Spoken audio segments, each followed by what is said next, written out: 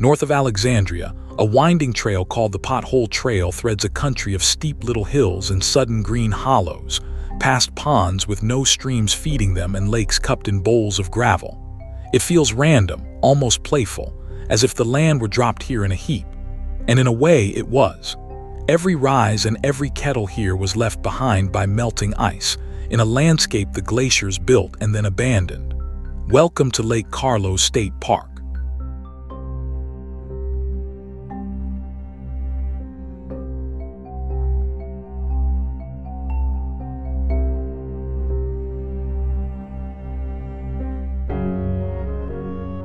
We are in Douglas County, in west-central Minnesota, about 10 miles north of the resort town of Alexandria. The park spreads across some 1,300 acres of wooded hills at the north end of the Alexandria chain of lakes, wrapped around the deep, clear water of Lake Carlos itself. This trail threads the high, broken ground above the shore.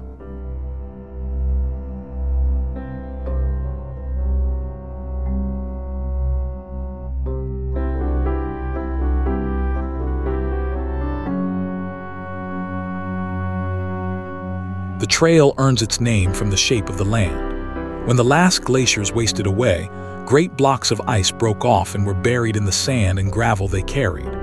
Each stranded block sat melting for centuries, and when it finally vanished, the ground above collapsed into a bowl. Those bowls are the potholes and kettles all around us, some dry and mossy, some brimming with pond water, each one the ghost of a buried piece of glacier.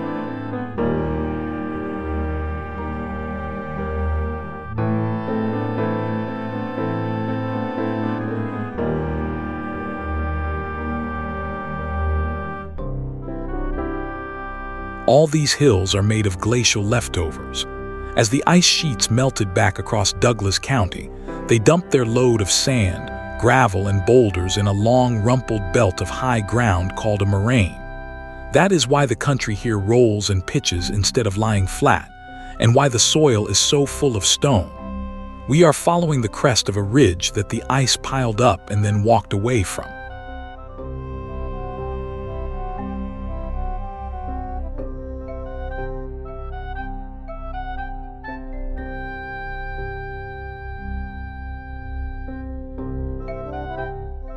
This park sits on one of Minnesota's great seams. It lies in the transition zone where the open tallgrass prairie of the southwest gives way to the big hardwood and pine forests of the northeast. Naturalists call it the tension zone, a restless border where prairie, oak savanna, and maple woods all press against one another. A single mile here can carry you from sunny grassland into deep, cool forest in a matter of minutes.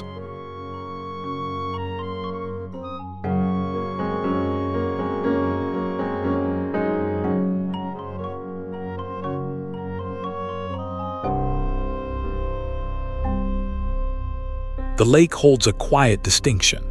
At its northeast corner, water slips out of Lake Carlos and begins a long journey as the Long Prairie River, which winds north and east to join the Crow Wing and finally the Mississippi. Standing on this shore, you are at a beginning, watching the first slow current of a river that will travel for more than 100 miles.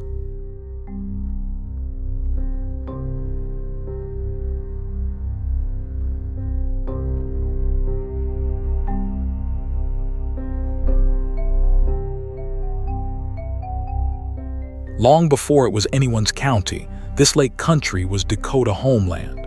The Dakota call this land Mni Sota Makoce, the land where the waters reflect the skies, and few places fit that name better than a chain of clear glacial lakes. Their villages, gardens, and hunting grounds followed these waters, whose fish, wild rice, and game made the lakes a place of plenty through every season.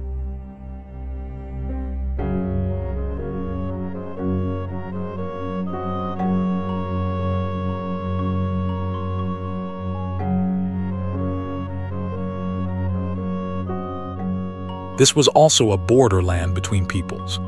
As the Ojibwe, the Anishinaabe, moved westward into the northern forests over the 17th and 18th centuries, this region of lakes and woods became a contested frontier between them and the Dakota. The same abundance that made the lake country home also made it worth defending, and its shores knew both peace and conflict long before any settler arrived.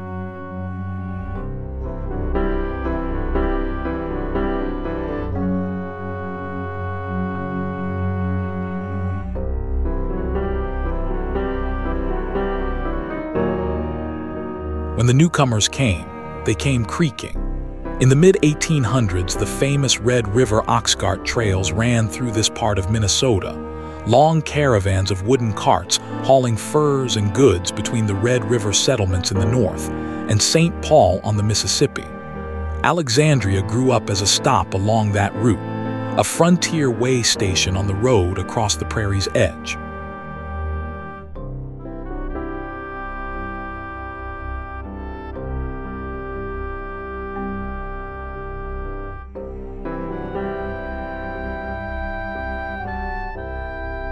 The town just to our south, Alexandria, was settled in the late 1850s where the woods met the prairie.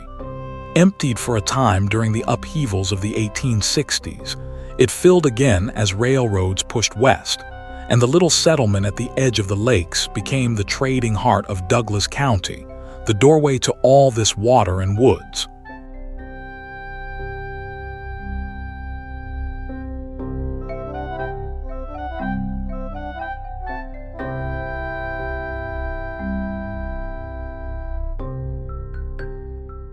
And it was the water that made the region famous. By the late 19th and early 20th centuries, the Alexandria Lakes had become one of Minnesota's great summer resort centers. City families rode the trains out to boat, fish, and escape the heat along these clear, deep glacial lakes, and Lake Carlos, at the cool northern end of the chain, was prized among them.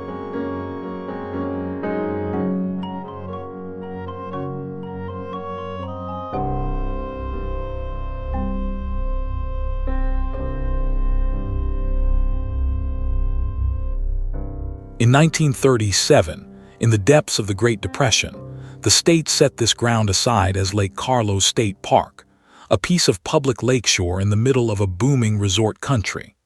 It preserved something increasingly rare, an undeveloped stretch of the original wooded shore, kept wild and open to everyone at a time when private cabins were claiming the water's edge all around.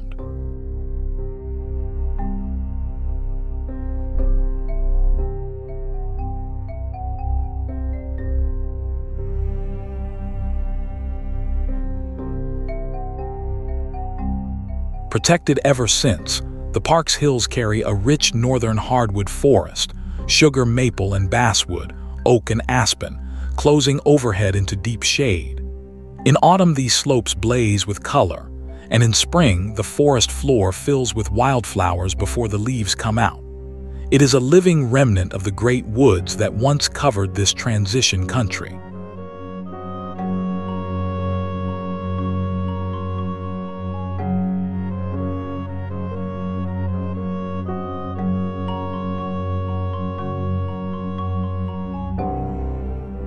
The park still hums with the life these waters have always held.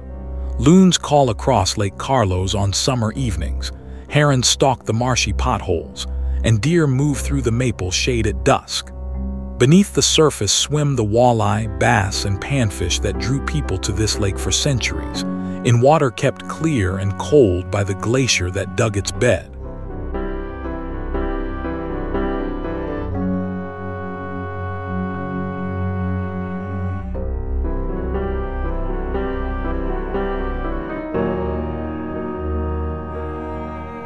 Every twist of the Pothole Trail crosses a deeper story. Ice built these hills and dug these kettles. A river begins at the lake's far corner. The Dakota and the Ojibwe knew this country, oxcarts creaked along its edge, and a resort boom rose on its shining water before a park kept a piece of it wild. Thank you for exploring Lake Carlos State Park with Fru World Explorer. Subscribe and come along for the next journey, because there is always another place waiting and another story hiding in plain sight.